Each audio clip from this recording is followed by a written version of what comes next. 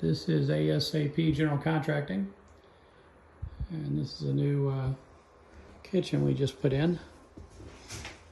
It is a Lowe's kitchen, so we would call this the lower end product. This is not the high end kitchens that we can also put in.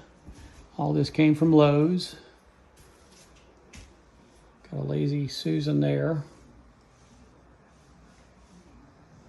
We'll be putting some trim board in here on Monday. New light fixture. New AC fixture cover. Still got some repairs to do here behind the wall. And basically we'll have granite. The granite guys already came by and taken his measurements. And there'll be a stove here, a hood here, or a microwave. Either a hood or a microwave. Almost looks like it's more wired for the microwave. Fridge there, fridge here.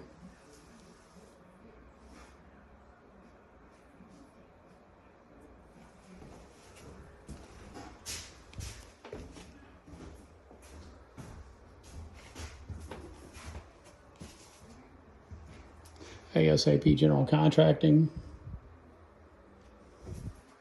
ASAP Plumbing. And again, this is the cabinets came from Lowe's. It's a small kitchen that's approximately 15 by 15.